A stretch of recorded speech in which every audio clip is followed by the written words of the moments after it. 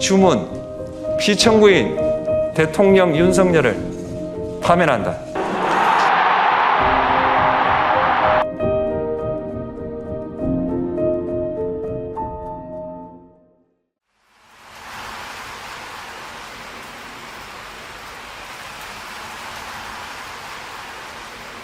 대한민국 민주주의의 위대함은 헌법이라고 하는 그 자체에 있는 게 아니라, 제도에 있는 게 아니라 그 제도를 가지고 사는 우리 국민 스스로의 위대함이죠. 억압을 하면 포기하고 좌절하고 굴복하는 게 아니라 결국 그걸 이겨내요. 역사에서 그렇게 보여졌던 거죠. 정말 진정한 의미의 민주적 국가를 훼손하려는 그들의 시도에 대해서 끊임없이 저항해 왔어요. 이번에도 저항한 거죠.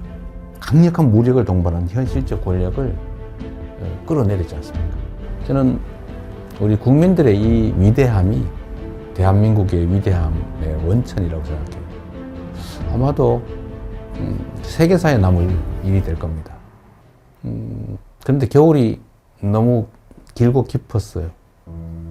근데 그 길고 깊은 겨울을 결국은 우리 국민들이 깨고 나오는 중이잖아요. 아마 겨울이 깊었던 것처럼 봄은 더 따뜻하겠지요. 따뜻한 봄날을 한번 꼭 만들었으면 좋겠습니다. 영원할 것 같던 그 겨울도 가고 이제 봄이 옵니다. 더 아름답고 더 따스한 봄을 우리의 두 손을 함께 잡고 함께 만들어 갑시다. 희망의 대한민국 바로 우리의 손으로 확실하게 만들어 갑시다. 여러분 고맙습니다.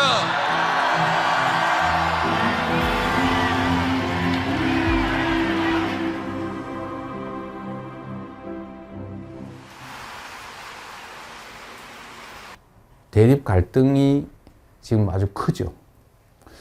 그런데 그 원인은 뭐냐? 뭐 여러 가지가 있어요.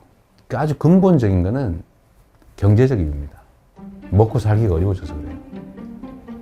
세상 사는 게 힘들어서 그렇습니다. 그런데 왜 그러면 더 잘 살게 됐는데 왜 부족하게 됐냐? 편중됐기 때문이죠. 소위 양극화, 불평등, 격차. 이게 너무 커졌어요. 우리 사회가 총량으로는 과거보다는 더 많은 걸 가지고 있게 됐는데 개별적으로 보면 그게 너무 많이 한 군데 몰려 있습니다. 이게 이제 사실은 갈등의 원인이죠. 지금 우리 경제는 여러 면에서 일종의 사면초가 같은 상태 같습니다. 전 세계적으로 성장률 전체가 떨어지고 있어요. 그리고 경제는 사실 민간 영역만으로는 제대로 유지 발전되기 어려워요.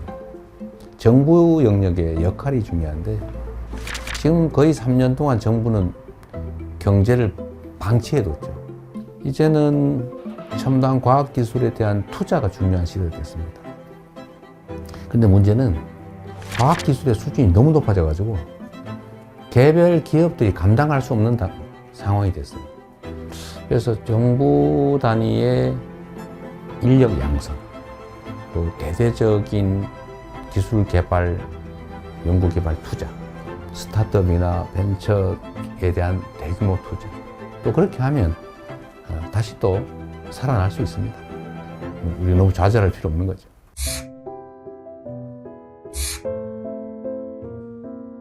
먹고 사는 문제가 가장 중요하다. 이거는 사실은 매우 기능적이고 물질적인 거예요. 고통스럽게 살지 않게 해줘야 한다. 잘 산다라고 하는 건 좀 달라요. 잘사니즘이라고 하면 좀 더 가치지향적이고 좀 정신적이고 고통 없는 삶을 넘어선 더 행복한 삶을 살 수 있는 세상을 만들자. 그런 거라고 봐주시면 되겠어요. 민생 살리는데 색깔이 무슨 의미입니까?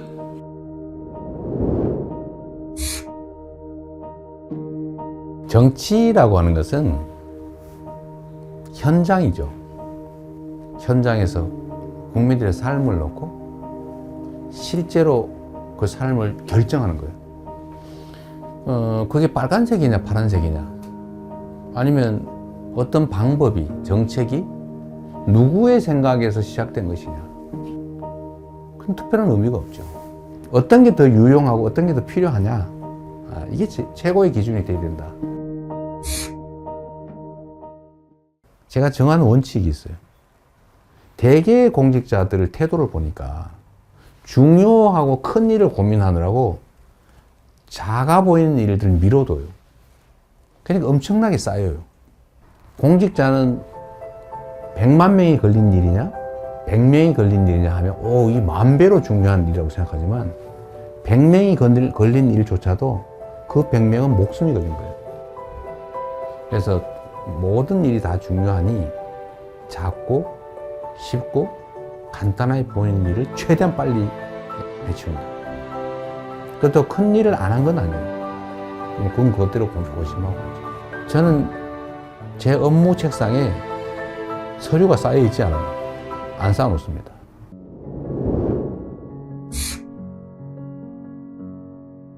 재난이나 아니면 사회적 위기 때 피해를 입는 것은 힘겹고 못 살고 어려운 사람 순이에요. 사실 그 사회의 문화의 수준이랄까, 그 사회에 대한 평가는 약자들에 대해서 얼마나 많이 관심 갖고 지원하느냐에 달려 있어요. 생명 안전을 유지해야 그 다음 단계, 더 나은 삶, 행복한 삶을 꿈꿀 수 있어요. 그래서 국민의 생명과 안전을 지키는 것은 정부가, 국가가 해야 될 가장 중요한 일입니다. 뭐든지 문제를 생각해 보면 우리가 조금 더 신경을 썼더라면 막을 수 있었던 사고로 보여져요. 누가 얼마나 체계적으로 신속하게 대응하느냐에 따라서 피해는 매우 적을 수도 있어요.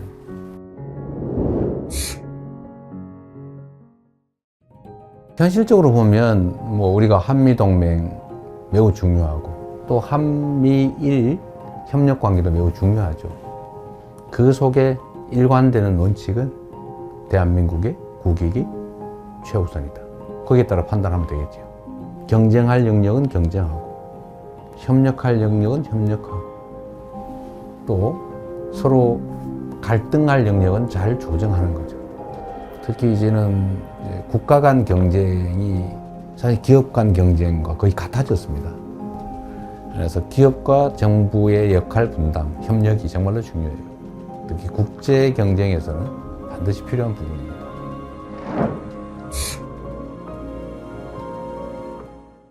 김구 선생이 정말 우리가 먹고 사는 것조차 해결하지 못하는 그 시대에 우리가 꿈꾸는 나라는 문화가 강한 나라다. 문화 강국 얘기를 하셨어요. 정말 저는 우리의 역량을 통찰한 정말 해안이었다. 지금 문화 영역에서는 정말 세계를 상당 부분 선도하고 있지 않습니까? 그럼 우리 K컬처, 한류라고 보통 부르지 않습니까? 근데 여기에 더해서 이제는 K민주주의, 아마 이번 2번에 걸친 촛불혁명, 빛의 혁명을 통해서 무혈의 평화혁명으로 현실 권력을 끌어내리는 세계사에 없는 이런 일들이 민주주의의 이름으로 이루어졌지 않습니까? 정말로 위대한 민주주의의 힘을 보여준 거죠. 대한민국이 세계를 선도하는 여러 영역들이 있다고 봐요. 저는 이런 것들을 K 이니셔티브라고 좀 통칭하고 싶습니다. 우리가 비록 규모는 적지만 소프트 파워 측면에서는 세계를 여러 영역에서 선도할 수 있겠다는 생각이 들어요. 그런 나라 한번 꼭 만들어 보고 싶어요.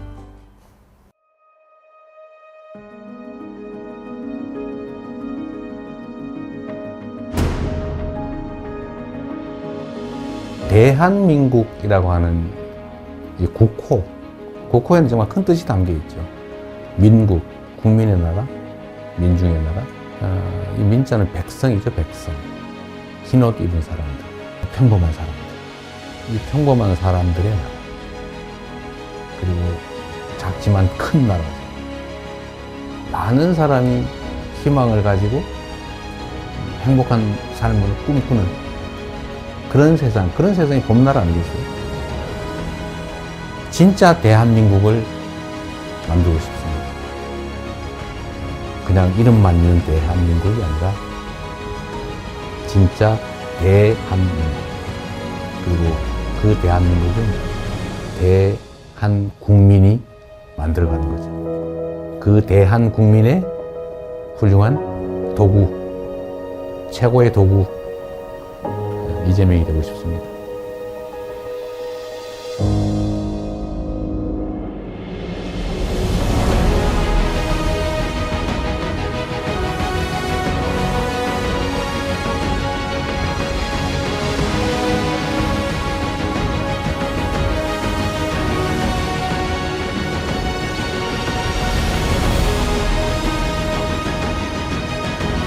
민주공화국 대한민국을 함께 만들어 갑시다. 여러분 고맙습니다.